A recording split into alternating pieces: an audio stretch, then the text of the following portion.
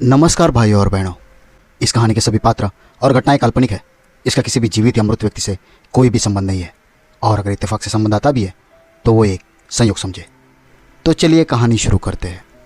मैं आज अपने ऑफिस की एक ज़रूरी फ़ाइल घर पर ही भूल आया था। एक ज़रूरी मीटिंग से पहले मुझे उस फाइल की ज़रूरत थी, इसलिए मैं 11 बजे ही घर लौट गया था। मेरे पास मेरे घर की बाहरी दरवाजे की चाबियाँ थी, इसलिए मैं खुद ही दरवाज़ा खोलकर घर के अंदर दाखिल हुआ। जैसे मैं आगे बढ़ा तो मुझे कुछ अजीब सा महसूस हुआ। मैं आगे बढ़ा तो एक कमरे का दरवाज़ा खुला हुआ था। मैंने झांक के देखा तो मेरी बीवी हंस हंस कर बातें करती हुई नजर आई। दूसरी तरफ हमारी नौकरानी सिर पर दुपट्टा ओढ़कर बैठी थी। मैं जैसे ही आगे बढ़ा उन दोनों की नज़र मुझ पर पड़ गई। मैं और उनकी तरफ बढ़ा तो नौकरानी ने झट से अपने दुपट्टे से मुंह ढक लिया और भागने की कोशिश की। मुझे शक हुआ क्योंकि वो तेज़ी से भागी थी और मैं उसे पकड़ नहीं पाया, मगर उसका दुपट्टा मेरे हाथ में आ गया था। काम वाले ने अपना दुपट्टा छुड़ाने के लिए पीछे मुड़ के देखा तो मेरी सांस ही अटक गई, क्योंकि नौकरानी के भेष में तो मेरा नाम रमेश है। मेरा जन्म एक अच्छे परिवार में हुआ था। मेरी शादी बड़ी धूमधाम से हुई थी। वैसे तो मेरी शादी घर वालों के पसंद से हुई थी, लेकिन जैसे जैसे समय बीतता गया तो मैं अपनी बीवी से बहुत प्यार करने लगा था। मेरा लखनऊ से कानपुर ट्रांसफ़र हुआ तो मेरी बीवी भी जिद करने लगी कि मैं भी आपके साथ कानपुर आएगी, क्योंकि शादी से पहले वो कानपुर में ही रहती थी। मैंने कोमल को बहुत समझाया, देखो कोमल, कुछ दिन यहीं पर रुक जाओ, मुझे फ्लैट को सेट करवाने दो, फिर मैं तुम्हें भी बुला लूँगा। लेकिन उसने मेरी एक न सुनी। इधर मेरे माता पिता मुझसे नाराज़ हो रहे थे कि अपनी बीवी को हमारे पास छोड़कर जाओ, लेकिन कोमल लाड़ में आके जिद करती रही तो मेरा दिल पिघल गया और फिर मैं उसे अपने साथ कानपुर ले आया था। कानपुर आने के बाद हमारे अच्छे दिनों की शुरुआत हो गई थी। हम दोनों खूब घूमते फिरते, होटल से ही खाना खाते, लेकिन वक्त के साथ असल ज़िंदगी की शुरुआत हो गई तो मुश्किल पैदा होने लगी थी। मैंने एक पॉश एरिया में घर किराए पर लिया था, लेकिन साफ़ सफाई न होने के कारण वो बहुत गंदा हुआ था। जब मैं कोमल को सफाई करने के लिए कहता तो वो मुंह फुलाकर बैठ जाती और कहती, मैं काम वाली मौसी हूँ या बीबी। मैं उससे समझाता था, नेहा भाभी और पायल भाभी भी तो काम करती थी ना, तुम कर लोगी तो क्या हो जाएगा। तो चिढ़ कर कहती, उन्हीं दोनों की वजह से तो मैं उधर ससुराल नहीं रुकी। वो खुद तो मशीन बनी हुई थी, मुझे भी मशीन बनाना चाहती थी। अब मैं उसकी इन बातों का क्या जवाब देता। मैं ऑफिस से आकर अकेले ही पूरे घर की सफाई कर देता। मेरे लिए इतना ही काफ़ी था कि वो खाना बना लेती थी। खाना जैसा भी बनता मैं खा लेता था। हमारा सब कुछ अच्छे से चल रहा था। ज़िंदगी में शांति ही शांति थी। लेकिन अचानक पता नहीं क्या हुआ, मेरी बीवी परेशान सी रहने लगी थी। बात बात पर गुस्सा हो जाती थी। एक दिन कोमल ने बताया, मुझे एक काम वाली मिल गई है। मैं कई दिनों से काम वाली को ही ढूंढ रही थी। वो बोली, काम वाली 2 घंटे के लिए आएगी और घर की सफाई करके जाएगी। मुझे बड़ी खुशी हुई कि चलो अब मुझे घर की सफाई नहीं करनी पड़ेगी, लेकिन मुझे चिंता भी हो रही थी। मैंने कहा, कोमल ध्यान रखना, नौकरानी घर की सफाई करने आती तो है, लेकिन सफाया करके चली जाती है। मेरी बात सुनकर वो हंस पड़ी थी और बोली, आप चिंता मत करो, ऐसा कुछ नहीं होगा। अब एक बार फिर से घर में शांति आ गई थी। कोमल बहुत खुश और सज धज कर रहने लगी थी। मैं घर आता तो उसको बहुत खुश देखता था। मुझे ये तसल्ली हो गई थी कि चलो सब कुछ ठीक हो गया है। लेकिन एक दिन मैं ऑफिस की एक ज़रूरी फाइल घर पर भूल गया था। घर जाकर जो देखा उससे तो मेरे होश ही उड़ गए थे। ये सब मेरे लिए असहनीय था, इसलिए मैंने कोमल को एक कमरे में बंद कर दिया था। देर रात जब मैं घर लौटा तो कोमल ने ज़ोर ज़ोर से दरवाज़ा पीटना शुरू कर दिया था। मैंने परेशान होकर दरवाज़ा खोल दिया और उसे पूछा, तुम मुझे सीधे सीधे बताओ कि आज हमारे घर में नौकरानी के भेष में कौन मौजूद थी। तो बोली, आपको मेरी कसम है, पहले आप मेरी बात सुनो, फिर मैं आपको उससे मिलवा दूंगी। मैंने अपनी बीवी को एक मौका दे दिया था। मैं दिल से यही चाहता था कि वो मेरी सारी शंकाओं को झूठा साबित करे, क्योंकि मैं उससे बहुत प्यार करता था। कोमल ने अपने आंसू पोंछे और कहने लगी, रमेश, हम 7 बहनें और 1 भाई थे। पिताजी दिहाड़ी मजदूर और माँ दर्जी थी। हम सब छोटे छोटे थे तो हमारे पेट भी छोटे थे। हमारा पेट माँ की सिलाई की कमाई से भर जाता था।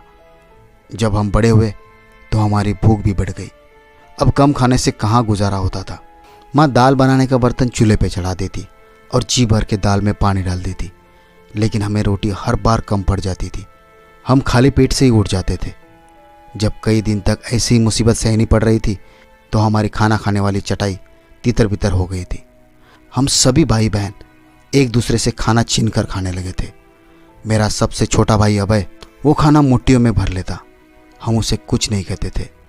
जब सब लड़ झगड़ कर उठ जाते तो वो अपने छोटे छोटे हाथों से रोटी के टुकड़े निकाल कर माँ को खिलाने लग जाता। जब माँ रोती जाती तो अभय अपनी कमीज के आंचल से माँ के आंसू पोंछ देता। मेरी सबसे बड़ी बहन 17 साल की थी और अभय 4 साल का था। ये जो उम्र का अंतर था ना, ये बहुत ही खतरनाक था। बहन की शादी की उम्र निकलती जा रही थी, लेकिन गरीब घर की लड़की से कौन शादी करता है। अब हम बहनों को अभय से बड़ी आशाएं थी।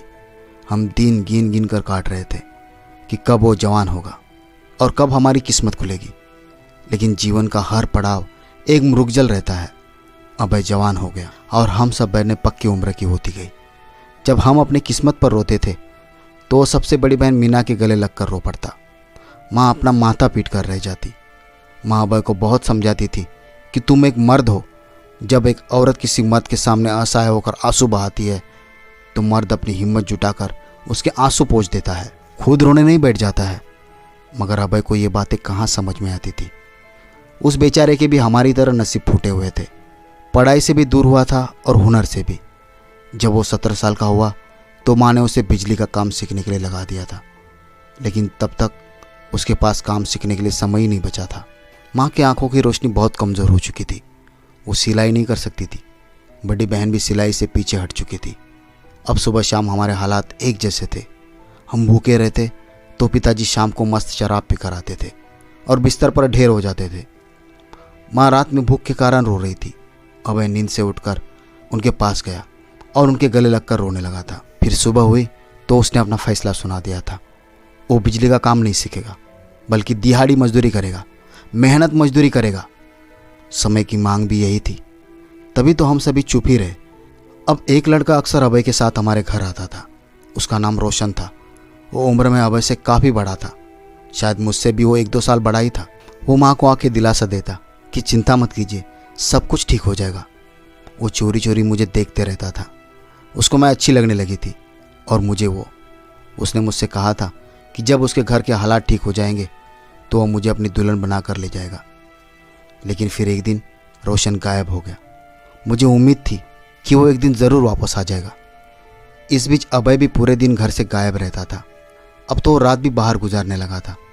एक दिन वो रोज़ की तरह घर से बाहर निकला और लौट कर वापस ही नहीं आया। माँ और हम बहनों का रो रो कर बुरा हाल हो गया था। माँ पूरे दिन ऐसे रोती रहती थी जैसे उसकी मौत हो गई हो। हम बहुत दुखी रहने लगे थे। हम बहनें भी भाई को याद करते तो अपनी इच्छाओं पे आंसू बहाते। कई दिनों से हमें खाना नसीब नहीं हुआ था, जिसके चलते मेरी बड़ी बहन जब सीढ़ियों पे चढ़ी तो चक्कर खाकर गिर गई। उसके सिर पर गहरी चोट लगी और उस झटके में मेरी सबसे बड़ी बहन की मौत हो गई। दीदी गुजर गई, लेकिन ना माँ रोई ना हम बहनें रोई। माँ बोली, मीना की भूख मर गई। हमने कहा, खुश नसीब थी, हम बदनसीब बहनें जिंदा थी। 1 महीना बीत गया होगा कि अभय वापस लौट आया। वो ढेर सारे पैसे लेकर आया था। अपने साथ वो नीली शॉल भी लाया था। अभय बोला, माँ ये शॉल मीना के लिए है। तो माँ बोली, बेटा वो अब इसे ओढ़ने के लिए इस दुनिया में नहीं रही। ये सुनते ही वो परेशानी से सबका मुंह ताकता रहा। हम सब बहनों की गिनती करने के बाद बोला, माँ मीना क्यों मर गई? पिताजी मर जाते तो अच्छा होता। अभय अब बात बात पर रोता नहीं था। वो दुख की बात सुनकर भी हंस देता था। अभय के घर आने से अब घर में भरण पोषण की व्यवस्था हो गई थी। उसने माँ से कहा कि मैं एक बिजनेस करने लगा हूँ। फिर माँ ने कहा, भगवान का शुक्र है। फिर अभय के दिन रात का कोई हिसाब किताब ही नहीं रहा था। वो कभी दिन में निकलता तो कभी रात को, और कभी रात भर बाहर ही रहता, लौट कर ही ना आता। हम बहनें पेट भर खाना खाने के बाद अभय को दुआ देती थी। अभय ने माँ से कहा था, माँ जब मैं काम करके बाहर से आता हूँ ना, तब कोई मुझसे बात ना करे। वो घर आता तो मुंह छुपाकर कमरे में चला जाता, और जब आराम करके बाहर आता तो खुश दिखाई देता। उसके दिन और रात का व्यवहार हमारी समझ से परे था। अब ये हुआ कि जब पेट भरने लगा तो अकल भी जाग उठी थी। अब माँ को अभय की चिंता होने लगी थी। माँ अभय से उसके काम के बारे में पूछती तो टाल देता था। माँ जिद करती तो उठकर बाहर चला जाता था। एक दिन जब पिताजी घर आए तो वो नशे में नहीं थे। सबको बड़ा आश्चर्य हुआ। उन्होंने घर आकर अभय को जोर जोर से पुकारना शुरू कर दिया। तो हम सभी बहनें और माँ दौड़कर पिताजी के पास पहुंची। अभय भी अपने कमरे से बाहर आ गया। वो जैसे ही बाहर आया, पिताजी ने उसके चेहरे पे थप्पड़ बरसाना शुरू कर दिए। पिताजी बोले, इस बेशर्म ने तो मेरे नाम को ही डुबा दिया है। माँ ने कहा, जो शख्स खुद नशे में डूबा हो उसका नाम कोई और क्या डुबा देगा। पिताजी बोले, अभय तुम लोगों को हराम का खाना खिला रहा है। माँ भी आज रुकने वाली नहीं थी, कहने लगी, तुमने तो आज तक हमें एक निवाला भी नहीं खिलाया, भले वो हराम का ही क्यों ना हो। पिताजी अभय के जान के दुश्मन बने हुए थे। वो अभय को जान से मारने की धमकी दे रहे थे, उसे घर से निकालना चाहते थे। लेकिन माँ अपनी जिद पर अड़ी थी। लेकिन जब पिताजी ने माँ को तलाक देने की धमकी दी तो माँ ने एक नज़र अपनी आधा दर्जन अविवाहित बेटियों पर दौड़ाई और वो चुप होकर बैठ गई। उस दिन पिताजी ने अभय को अपमानित करके घर से बाहर निकाल दिया। लेकिन अभय की आंखों में ना कोई आंसू थे और ना ही चेहरे पर कोई उदासी थी। अभय घर छोड़कर चला गया तो माँ ने पिताजी से पूछा, मेरे बेटे का अपराध क्या था। पिताजी ने माँ को कोई जवाब नहीं दिया और घर से निकल गए। अभय ने घर तो छोड़ दिया था, लेकिन उसने हमसे हाथ नहीं खींचा। वो हर महीने माँ को अच्छी खासी रकम भेजा करता था। उसके पैसों से माँ ने नए इलाके में एक घर खरीदा। उस इलाके में किसी को नहीं पता था कि हम क्या सह कर आए हैं। हम तो सभी की नज़रों में खानदानी बन गए थे। माँ ने हमारे लिए रिश्ते ढूंढे और हमारी शादियाँ करवा दी। हमें नहीं पता कि अभय कहाँ है और किस हाल में है। लेकिन कल जब मैं बाजार गई तो मेरी मुलाकात अभय के दोस्त रोशन से हुई। वो अभय के लिए बहुत चिंतित था। उसने हाथ जोड़कर मुझे विनती की कि मैं अभय से मिल लूँ, वरना वो अपनी ज़िंदगी से हाथ धो बैठेगा। रमेश, आप प्लीज़ मुझे अभय के पास ले चले। मैं कोमल की बातों से चकरा हुआ था। जब उसने हाथ जोड़कर मुझे विनती की थी, मैंने माथे पर बल डालते हुए कहा, मुझे सिर्फ तुम्हें इतना पूछना था कि आज जो काम वाली मौसी मेरे घर पर आई थी उसकी हकीकत क्या है। तो वो बोली, मैं आपको सब कुछ सच सच बता दूंगी, लेकिन मुझे डर है कि असलियत जानने के बाद आप मुझे तलाक दे देंगे। पर इससे पहले बस आप मेरे साथ मिलके अभय को ढूंढ ले, फिर आप जैसा कहेंगे मैं वैसा करूंगी। हमेशा की तरह मैंने कोमल की बात मान ली थी। मैंने उससे वादा किया था कि मैं अभय को ढूंढ कर लाऊंगा। मुझे रोशन भी याद आया था। कोमल ने खुद ही कबूल कर लिया था कि वो उसे प्यार करती थी। सबसे पहले मुझे रोशन को ढूंढना था, जो कोमल को मार्केट में मिला था। लेकिन वो कोमल से मिलने के बाद कहीं गायब हो गया। मैंने रोशन और अभय के बारे में जानकारी प्राप्त करने के लिए अपने सभी संपर्कों का उपयोग करने की कोशिश की थी, लेकिन जो बातें मुझे पता चल रही थी वो काफ़ी परेशान करने वाली थी। रोशन और अभय को लोग जिस काम के लिए जानते थे, वो अगर कोमल अपने कानों से सुनती तो डूब मरती। मैंने उनकी खोज जारी रखी थी। आखिरकार मैं उनके फ्लैट का पता हासिल करने में कामयाब हो गया था। शाम होते ही जब मैं ऑफिस से घर लौटा तो मैंने कोमल से कहा, कोमल तैयार हो जाओ, आज हम अभय से मिलने जाएंगे। वो मेरी बात सुनकर खुशी से उछल पड़ी थी। उसने तुरंत दुपट्टा सिर पर ओढ़ा और बोली, आप मुझे लेकर चलिए। तो हम दोनों एक पॉश इलाके में एक फ्लैट के सामने खड़े थे। मैंने डोरबेल बजाई तो रोशन ने दरवाज़ा खोला था। वो मुझे नहीं जानता था, इसलिए बोला, आजकल अभय कोई शो नहीं कर रहा है, आप यहाँ से जा सकते हैं। रोशन का हुलिया औरतों वाला था। तभी मेरे पीछे से कोमल निकल कर सामने आ गई तो रोशन पीछे हट गया। हम अभय के फ्लैट में दाखिल हुए थे। अभय सामने लाउंज में ही बैठा था। उसके सोफे के सामने का टेबल तरह तरह के नशों के सामान से भरा पड़ा था। इस समय भी वो नशे में ही दिख रहा था। कोमल को देखते उसने रोशन को इशारा किया कि ये सब चीज़ें वो यहाँ से उठा दे। अभय तो अभी अपनी बहन से भी नहीं मिला था, तो बड़े कठोर स्वर में बोला, क्या करने आई हो यहाँ। कोमल अभय को इस हालत में देखकर रो पड़ी थी। तुम्हारी ये हालत कैसे हुई मेरे भाई। अभय रो पड़ा था। वो बोला, क्या क्या सुनोगी, जाने दो, रहने दो, कहाँ से शुरू करूँगा और कहाँ पर ख़त्म। क्या तुम ये सुनने आई हो कि अभय पूरे कानपुर शहर का सबसे मशहूर किन्नर है। अभय की बात सुनकर कोमल तड़प उठी थी। तुम्हें याद है ना कि मीना भूख से मर गई थी। तुम्हें तो याद ही होगा, लेकिन तुम ये नहीं जानती कि तुम्हारा भाई अभय भी भूख से मर गया था। उसके शरीर में एक नई आत्मा पैदा हो गई थी, एक किन्नर की आत्मा। घर में गरीबी थी ना, इसलिए रोशन ने मुझे कहा कि रात में लिपस्टिक लगाकर भीख मांगते हैं। मैंने उसकी बात मान ली, लेकिन उस रात भीख नहीं मिली थी, ताने मिले थे, घटिया सुझाव सुनने को मिले थे। मेरी अंतरात्मा तो उसी रात को बर्बाद हो गई थी। अब मैं और रोशन रात को मेकअप करके भीख मांगते थे। एक रात हमको किन्नरों के गुरुओं ने अगवा कर लिया था। उन्होंने कई दिनों तक हमें भूखा रखते हुए मारा भी था। वो गुस्से में था कि हमने क्यों उनकी सीमाओं का उल्लंघन किया है। हम पुरुष होकर भी क्यों तीसरे जिन के हक को लूट रहे हैं। भला ये क्या बात हुई कोमल? भीख मांगना भी किसी का हक होता है क्या? हम दोनों ने उनके गुरु को अपने हालात बताए ना, तो उसका दिल नरम पड़ गया था। उसने 1 महीने बाद हमें पैसे वगैरह देकर भेज दिया था। लेकिन जब मैं घर आया तो मेरी बहन मीना घर पर नहीं थी। मैं टूट गया था, लेकिन मैं सोचता था कि कहीं तुम 6 जन भी भूख से मर ना जाओ। इसलिए मैं रोज़ रात को चेहरे पर मेकअप लगाकर भीख मांगता था। मुझे अच्छे पैसे मिलने लगे थे तो घर के हालात भी सुधरने लगे थे। लेकिन हमेशा हराम की पीने वाले मेरे पिताजी को मेरी कमाई हराम कैसे लग गई? उसे किसी ने बताया था कि मैं किन्नर बनकर सड़क पर भीख मांगता हूँ। उसने मुझे घर से निकाल दिया था। तो मैं जिद पे आ गया और वापस उस गुरु के पास चला गया जिसने मुझे अगवा कराया था। मैंने उससे कहा था, गुरु मुझे अपने साथ मिला ले। वो हंसने लगा था। उसके शब्द आज भी मुझे याद है। वो बोल रहा था कि अगर तुमने नाचना और गाना सीख लिया तो तुम बहुत आगे जाएगा, क्योंकि तुझ में नज़ाकत भी बहुत है। मैंने फिर सब कुछ सीख लिया, अदाए, नाच गाना। मैं अपने शराबी बाप के हाथों मजबूर होके मर्द से किन्नर बन गया था। पूरे शहर में मेरे नाम का डंका बजने लगा था। लोग मुझे दूर दूर से अपने शादी ब्याह के समारोह में बुलाते थे। मैं जाता और डांस करके खूब पैसे कमाता था। फिर वो पैसे अपने सामने रख देता और नशे में धुत होकर अपने आप को मारता, पीटता, खुद को गालियाँ देता कि मैं कैसा मर्द हूँ, हालात से तंग आकर किन्नर बन गया। फिर वो सारे पैसे आप लोगों को भेज देता था। जिस दिन आप में से किसी एक बहन की शादी होती थी तो मैं सारे कार्यक्रम रद्द करके लड़कों जैसे कपड़े पहन के बहुत खुश हो जाता था कि तुम बहनों के सिर पर हाथ रखकर तुम्हें विदा कर दूँ। लेकिन फिर सोचता कि अगर वहाँ किसी बाराती ने मुझे पहचान लिया तो क्या होगा? बस यही सोचकर फिर से रोने लगता था। फिर एक एक करके तुम सब बहनों की शादियाँ हो गई तो पिताजी और अधिक बेफिक्र हो गए थे। मुझे तो पता भी नहीं था कि माँ मेरे पैसों में से उस बेफिक्र इंसान को भी पैसे देती होगी। लेकिन क्या तुम्हें मालूम है कोमल, जब मैं एक समारोह में मंच पर परफॉर्म कर रहा था तो मेरी नज़र किस पर पड़ी? वो शख्स पर जिसे हम अपना बाप कहते हैं।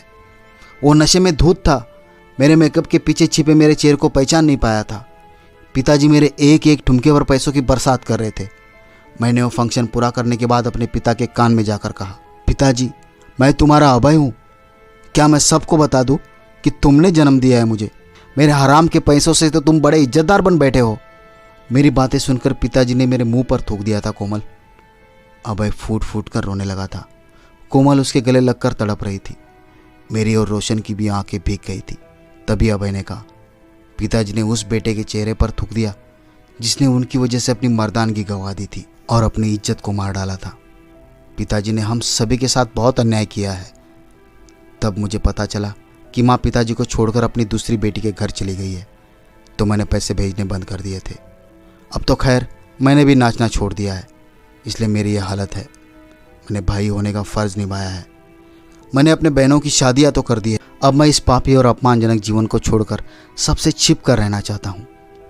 कोमल और अभय के चेहरे पर उनका दुख बड़ी आसानी से देखा जा सकता था। कोमल बोली, अभय तुमने हम सभी के लिए जो कुछ भी किया है मेरे भाई, उसका कर्ज हम पूरी ज़िंदगी चुका नहीं सकते। आज हम सब बहनें अपने घर में खुशहाल की ज़िंदगी जी रहे हैं और तुम यहाँ किस मुसीबत से गुजर रहे हो? अभय तुम जानते हो क्या, पिताजी भीख मांगने लगे हैं। एक दिन हमारे घर दस्तक हुई। मैंने जैसे ही दरवाज़ा खोला तो सामने पिताजी खड़े होकर भीख मांग रहे थे मेरे भाई। मैंने उन्हें घर बुला लिया और कहा कि मेरे घर की सफाई किया करो तो तुम्हें 2 वक्त की रोटी दे दिया करूँगी। वो आते हैं मेरे घर पर, बड़ी मुश्किल से सफाई करता है। उनकी बूढ़ी हड्डियों में इतनी जान नहीं है कि वो काम कर सके, लेकिन मैं नहीं चाहती कि वो भीख मांगे। सारी ज़िंदगी उसने मुफ्त की रोटियां तोड़ी है, तो क्या अब भी वो ऐसा ही करे? मैं उसे हम सब का हिसाब लेना चाहती हूँ। फिर कोमल ने मेरी तरफ मुड़कर कहा, रमेश वो काम वाली मौसी के रूप में आने वाला शख्स मेरा बाप है। अब सारी हकीकत मेरे सामने थी। मैंने कोमल को माफ़ कर दिया था। मुझे ये अभय का बड़ा भाई बनना पड़ा। मैं उसको और रोशन को अपने साथ घर ले आया था, लेकिन जब डॉक्टर से बात की तो उन दोनों को नशा मुक्ति केंद्र में भर्ती करवाना पड़ा था, जहाँ पर हर हफ्ते उनका मनोचिकित्सक द्वारा भी इलाज किया जाने लगा। जीवन की बहुत ही कड़वी यादें उनके दिमाग में बैठ गई थी, जिनको नई ज़िंदगी की शुरुआत करने के लिए मिटाना ज़रूरी था। मैं और कोमल हर हफ्ते उन दोनों से मिलने जाते हैं। उनमें बहुत तेज़ी से सुधार हो रहा है, जबकि कोमल अपने भाई के लिए रिश्ता ढूंढने में व्यस्त है। जहाँ तक कोमल के पिताजी का सवाल है, वह हर दिन हमारे घर की सफाई करने आते हैं। मैं कोमल को समझाता हूँ कि वो अपने पिताजी को माफ़ कर दे, मगर वो अभी माफ़ करने के लिए दिमागी तौर पर तैयार नहीं है। अब आप ही बता दीजिए कि क्या कोमल को अपने पिताजी को माफ़ कर देना चाहिए या फिर इसी तरह अपने पे हुए जुल्म का बदला लेते रहे। तो भाइयों और बहनों, ये थी आज की कहानी। अगर आपको कहानी पसंद आई हो तो वीडियो को लाइक कीजिए, शेयर कीजिए और कमेंट भी कीजिए। और हाँ, सबसे ज़रूरी बात, अगर आपने अभी तक मेरे चैनल को सब्सक्राइब नहीं किया है तो प्लीज़ सब्सक्राइब करें। तो भाइयों और बहनों, मिलते हैं अगले वीडियो में एक और दिलचस्प कहानी के साथ। तब तक के लिए नमस्कार। धन्यवाद भाइयों और बहनों।